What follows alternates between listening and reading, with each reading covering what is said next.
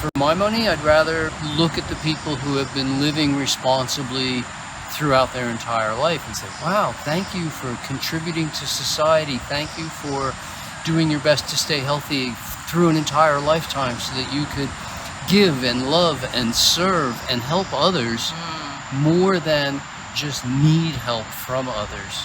Hello, this is Shari with Rossum Living, and I have the great privilege of interviewing Dr. Douglas Graham, author of the 80-10-10 Diet, Perpetual Health, Brain Damage, and much, much more. And if you'd like to check out more information, go to foodandsport.com, and you can go to Dr. Graham's YouTube channel as well.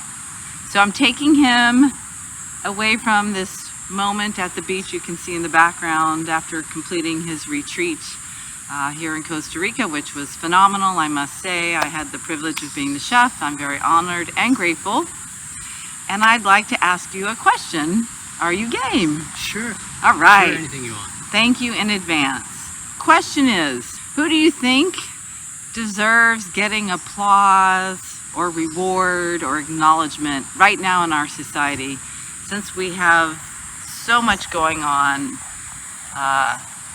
and we are changing so many morals and ethics around the world? It can be confusing, and I love to get your perspective because it really just brings it back to the moment and what's important. So I'm sure you might have a long-winded answer. No. Okay. Sure.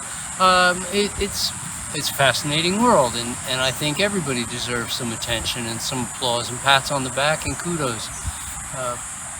But the people who are really trying the hardest, maybe the long-standing, successful people in various ways. Okay, look, I'm all for it. I love a good underdog story. I mean, I really love it when an underdog or an unexpected person takes on something big and succeeds, and that's a beautiful thing, and those people certainly should get recognition too. So if a guy abuses himself for 20 or 30 years and puts on 300, 400, 500 pounds and then loses it, I mean, that's a pretty cool story. But how about the guy who took the same 30 or 40 years and never put on any weight at all and lived responsibly and was productive through that whole time and committed to taking good care of his health or staying fit or any of the things that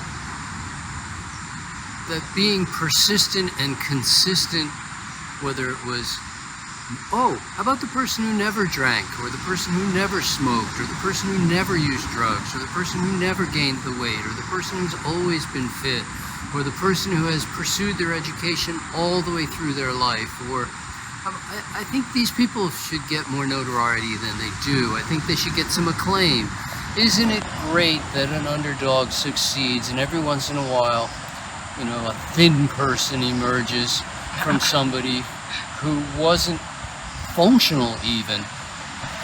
And I don't want to take anything away from them, but I really think, for my money, I'd rather look at the people who have been living responsibly throughout their entire life and say, wow, thank you for contributing to society. Thank you for doing your best to stay healthy through an entire lifetime so that you could give and love and serve and help others more than just need help from others.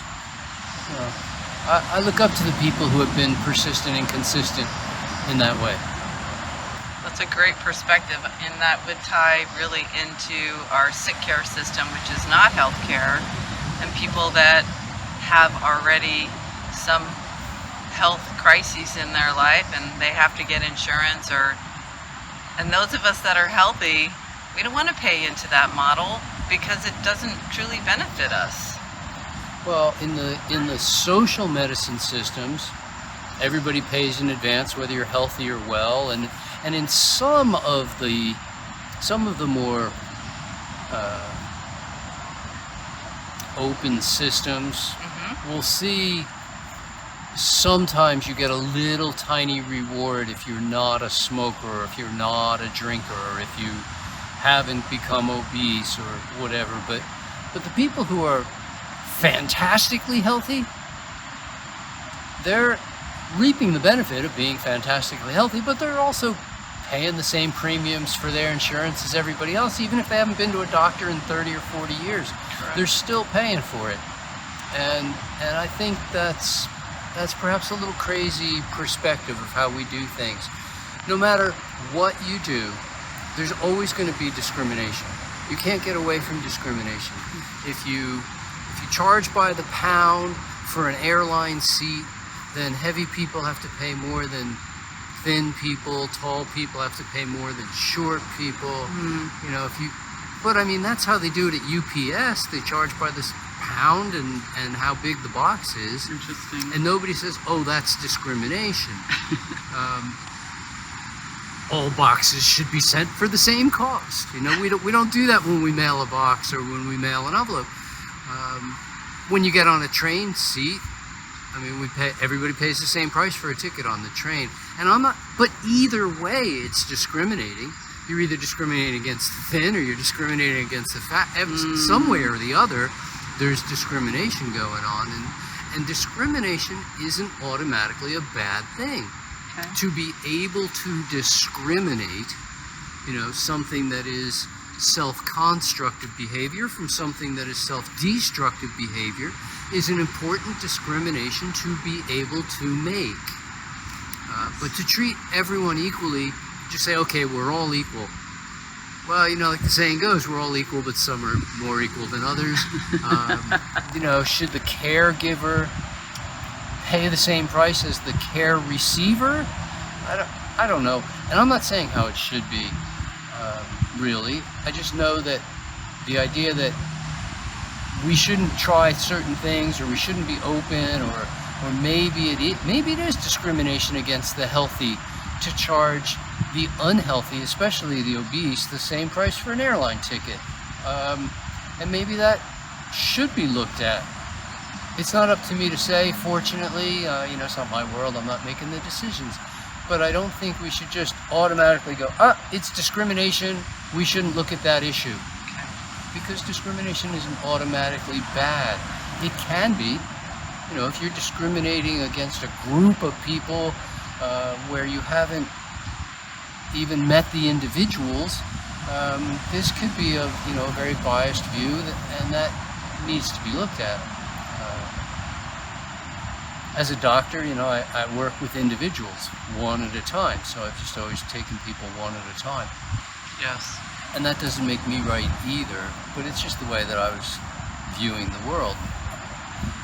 But I know for sure when I send my package on UPS, I gotta pay for it by the pound. Perfect. Thank you so much. Appreciate it. What do you always say? Go to health, everybody.